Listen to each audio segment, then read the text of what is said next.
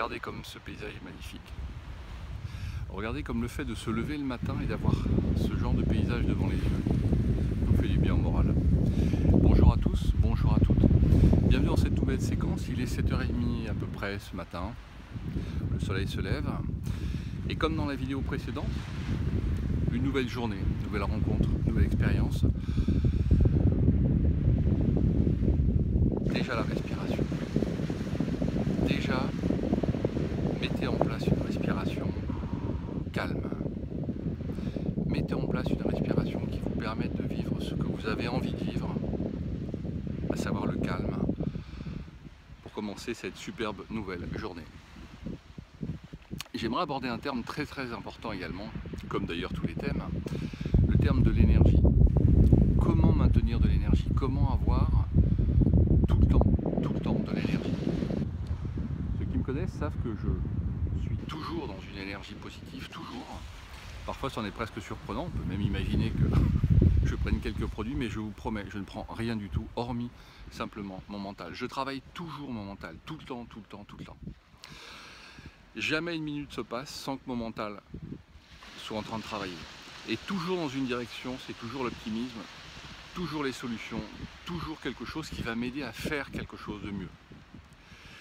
Donc j'aimerais justement vous parler peut-être d'une chose qui pour certains est naturelle, pour d'autres un peu plus compliquée, c'est être force de proposition. Qu'est-ce que ça veut dire?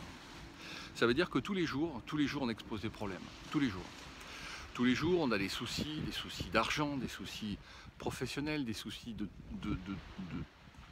tout genre. Ok. Soyez force de proposition. C'est-à-dire que sur chaque souci, sur chaque problème, sur chaque situation que vous vivez, il y a des solutions. Mais pour ça, il faut que votre mental soit orienté vers les solutions. Et toute la difficulté qu'on rencontre aujourd'hui dans notre économie, dans nos relations professionnelles, nos relations personnelles, c'est l'expression d'un problème sans y apporter de solution. Et pourtant, un problème ne peut exister que par les solutions qu'il compose. C'est-à-dire que vous devez considérer dans votre mental que chaque problème que vous avez n'existe que parce que vous avez des solutions à l'intérieur de celui-ci. Considérez que le problème est construit par des solutions. Voilà, c'est un petit peu comme un jeu d'enquête, un Cluedo, c'est de vous dire que le problème que vous avez n'est qu'un amoncellement de solutions, mais mélangées. Un peu comme les pièces d'un puzzle que vous auriez jetées par terre, tout est mélangé, et vous avez la flemme, ou plutôt vous en avez marre, donc vous lâchez. C'est le fondement d'un problème, c'est les solutions. Donc ce qui va m'intéresser, c'est d'aller vers les solutions. Et pour ça, il faut être force de proposition.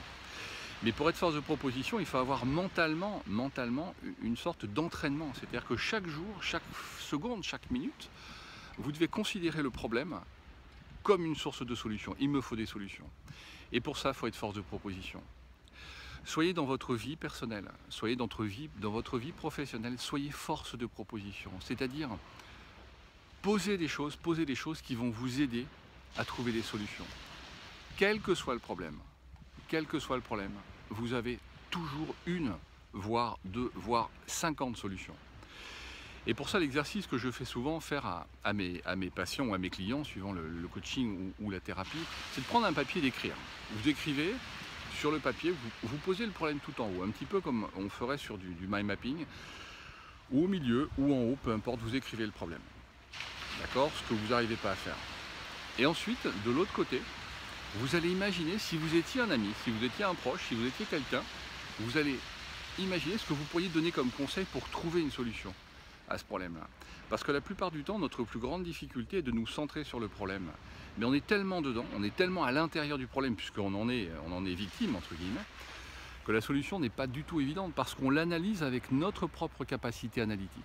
Donc, on a beaucoup de mal à trouver de solution. Donc l'idée, c'est d'arriver, je dirais de manière complètement imaginaire bien sûr, à prendre une autre posture, à prendre celle de l'ami, celle du mari, de la femme, peu importe, vous prenez une autre position, d'accord? Si un ami par exemple vous donne ce problème-là, vous explique, voilà, j'ai des problèmes de voiture, elle ne démarre pas, ok, apportez-lui des solutions. Bah, vous faites la même chose pour vous, mais vous le faites par écrit. Pourquoi? Parce que l'écrit a beaucoup plus d'impact, parce que je le vois.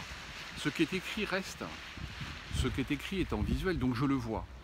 plus que lorsque je me le dis, parce que lorsque je me dis, il y a des mots, je parle tellement que parfois, voire la plupart du temps, j'oublie un petit peu les solutions. Donc pensez vraiment, pensez à écrire des solutions. Comment tu ferais toi si tu étais en panne de voiture? Comment tu ferais si tu avais des problèmes d'argent? Comment tu ferais? Voilà, essayez vraiment d'être force de proposition. C'est un entraînement, comme le sport, votre cerveau a besoin d'être entraîné. Vous avez certaines vidéos, certaines personnes qui vous disent faites du sport, super, c'est vrai, il faut faire de l'activité physique, je suis entièrement d'accord. Mais il faut aussi entraîner son cerveau. Votre cerveau, notre cerveau a besoin d'être entraîné quotidiennement.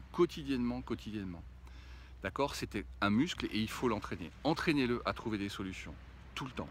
D'accord? Soyez force de proposition dans votre entreprise, dans votre vie perso. Soyez force de proposition. Je vous souhaite une excellente journée. Prenez soin de vous. Vous pouvez me retrouver sur ma chaîne YouTube, vous abonner et je vous souhaite une excellente journée. À très bientôt. Au revoir.